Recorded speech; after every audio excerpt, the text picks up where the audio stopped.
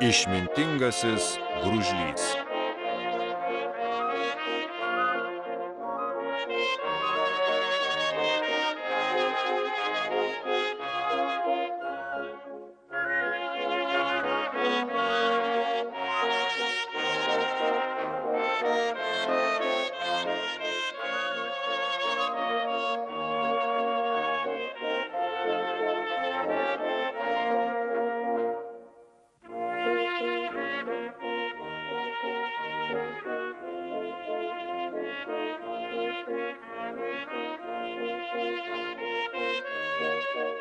Gyveno kartą gružlys.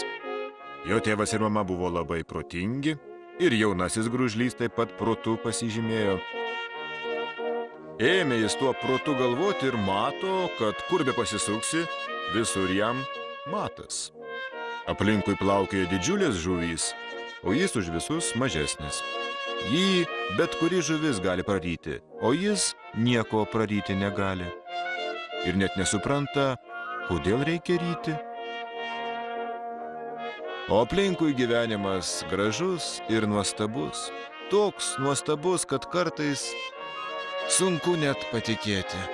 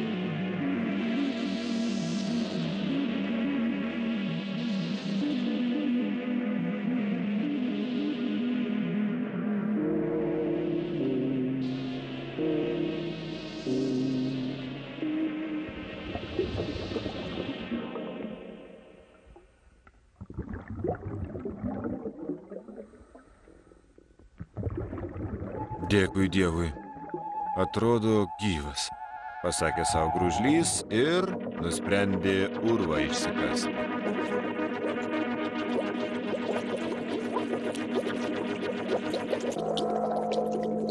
Bet kaip jis išsigando baisiai išgirdęs: žiūrėk, sūneli, gyvenimą nugyventi, tai ne kirmėlę nulaižyti. Būk pasiruošęs netikėtumams.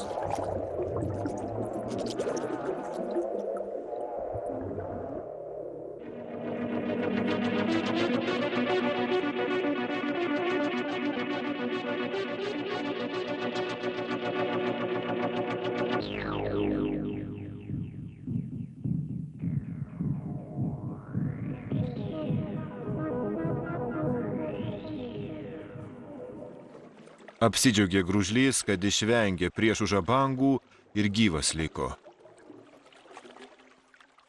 Ir susapnavo jis nuostabų sapną.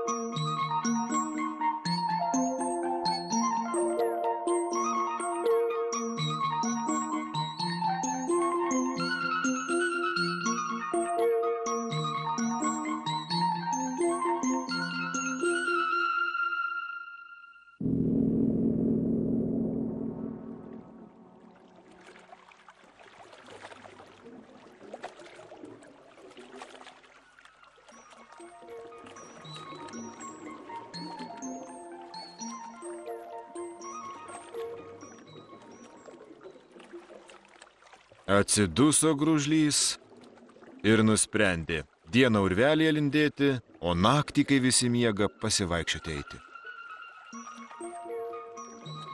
Labai panoro jis imti ir perplaukti visą upę.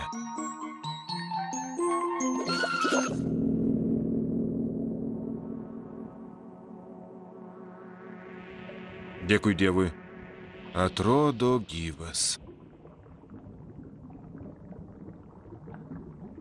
O kas bus rytoj?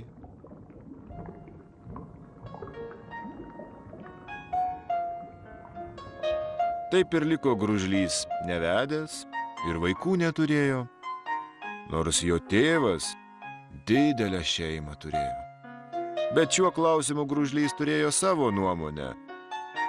Tais laikais tėvas lengvai galėjo pragyventi. Tuo metu ir lydekos geresnės buvo, ir ešeriai netaip į mus mailių kėsinosi, o dabar, kai tik žuvis ežeruosna pasipylė, tai gružliai labai reikalingi tapo. Ne šeima dabar galvoju, kaip pačiam tik išgyventi.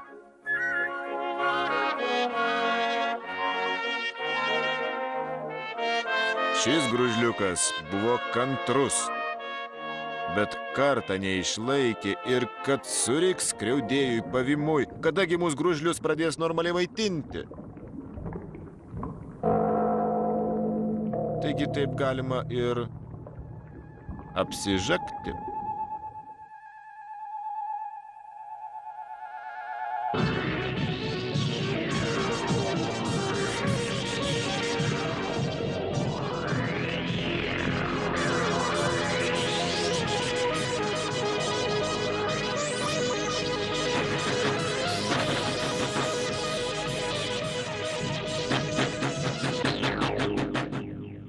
Va jei visi taip gyventų, kaip šis išmintingas gružlys, upėje tyla ir ramybė būtų. Išmintingasis gružlys puikiai suprato, kad gyventi reikia taip, kad niekas tavęs net nepastebėtų. Taip ir nugyveno jis ištisus 100 metų. Nei draugų, nei giminių, nei jis pas juos, nei pas jį kas nors. Galvojo gružlys savo protu, kurio turėjo įvalias, ir sugalvojo. Dėkui Dievui, mirštu sava mirtim, taip kaip tėvas su motina mirė. Ir tada susapnavo jis paskutinį sapną.